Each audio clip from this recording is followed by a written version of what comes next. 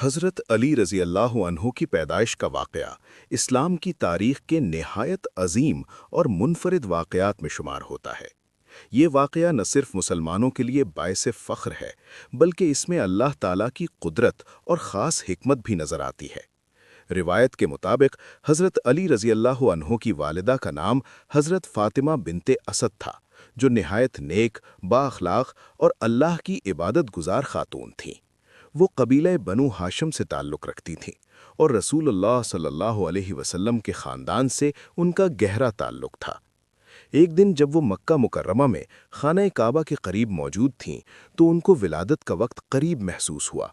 اس موقع پر انہوں نے اللہ تعالیٰ سے دعا کی کہ وہ ان کی اس مشکل گھڑی کو آسان فرمائے۔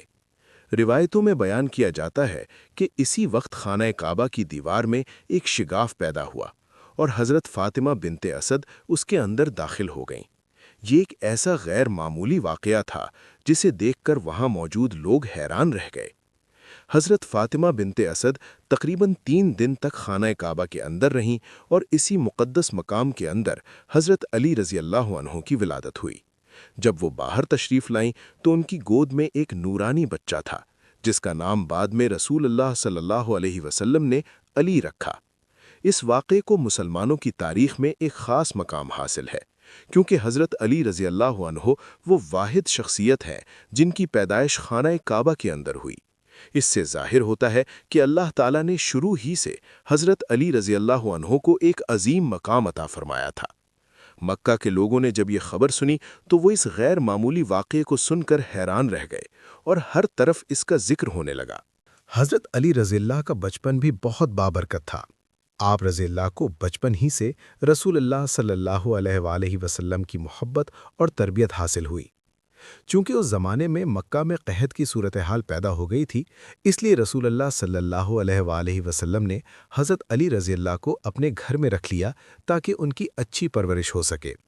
یوں حضرت علی رضی اللہ نے بچپن ہی سے رسول اللہ صلی اللہ علیہ وآلہ وسلم کی صحبت میں رہ کر اخلاق، سچائی اور عبادت کا درس حاصل کیا۔ یہی وجہ ہے کہ جب اسلام کی دعوت دی گئی تو حضرت علی رضی اللہ نے فوراً اسے قبول کر لیا۔ اس وقت آپ کی عمر بہت کم تھی، مگر ایمان کی روشنی نے ان کے دل کو منور کر دیا تھا۔ حضرت علی رضی اللہ کی زندگی بہادری، علم اور وفاداری کی مثالوں سے بھری ہوئی ہے۔ جب اسلام کی ابتدا ہوئی تو کفار مکہ مسلمانوں پر ظلم و ستم کرتے تھے، مگر حضرت علی رضی اللہ ہمیشہ رسول اللہ صلی اللہ علیہ وآلہ وسلم کے ساتھ ڈٹ کر کھڑے رہے۔ ہجرت کے وقت بھی حضرت علی رضی اللہ نے اپنی جان کی پرواہ کیے بغیر رسول اللہ صلی اللہ علیہ وآلہ وسلم کے بستر پر سو کر دشمنوں کے منصوبے کو ناکام بنایا۔ یہ واقعہ ان کی بے مثال بہادری اور وفاداری کی دلیل ہے۔ بعد میں مدینہ منورہ میں بھی حضرت علی رضی اللہ نے اسلام کے لیے بے شمار قربانیاں دیں اور کئی اہم جنگوں میں غیر معمولی شجاعت دکھائی۔ حضرت علی کی شخصیت صرف بہادری تک محدود نہیں تھی، بلکہ وہ علم و حکمت میں بھی بلند مقام رکھتے تھے۔ رسول اللہ صلی اللہ علیہ وسلم نے ان کے علم کے بارے میں فرمایا کہ میں علم کا شہر ہوں اور علی اس کا دروازہ ہے۔ اس فرمان سے حضرت علی کے علم اور دانائی کا اندازہ لگایا جا سکتا ہے۔ وہ مشکل مسائل کا حل بڑی دانش مندی اور انصاف کے ساتھ پیش کرتے تھے۔ ان کے اقوال آج بھی حکمت اور دانائی کا خزانہ سمجھے جاتے ہیں۔ حضرت علی نہایت سادہ زندگی گزارنے والے انسان تھے۔ وہ ہمیشہ غریبوں اور ضرورت مندوں کی مدد کرتے اور اللہ کی رضا کو سب سے زیادہ اہمیت دیتے تھے۔ راتوں کو عبادت میں گزارتے اور دن کے وقت لوگوں کے مسائل حل کرتے۔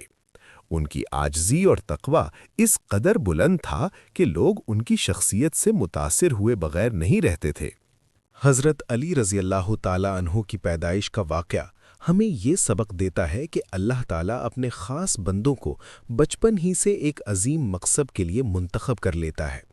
خانہ کعبہ جیسے مقدس مقام میں ان کی ولادت اس بات کی علامت تھی کہ وہ مستقبل میں اسلام کی تاریخ میں ایک عظیم کردار ادا کریں گے۔ واقعی ایسا ہی ہوا، کیونکہ حضرت علی رضی اللہ عنہ نے اپنی پوری زندگی اسلام کی خدمت، حق کی حمایت اور عدل و انصاف کے قیام کے لیے وقف کر دی۔ آج بھی دنیا بھر کے مسلمان حضرت علی رضی اللہ عنہ کو بے حد محبت اور احترام کے ساتھ یاد کرتے ہیں۔ ان کی بہادری، علم، عبادت اور اخلاق مسلمانوں کے لیے ہمیشہ ایک روشن مثال ہیں۔ حضرت علی رضی اللہ عنہ کی زندگی ہمیں یہ پیغام دیتی ہے کہ ایمان، سچائی اور اللہ پر بھروسہ انسان کو دنیا اور آخرت دونوں میں کامیاب بنا دیتا ہے۔ یہی وجہ ہے کہ حضرت علی رضی اللہ عنہ کا نام اسلام کی تاریخ میں ہمیشہ عزت، محبت اور عظمت کے ساتھ لیا جاتا رہے گا۔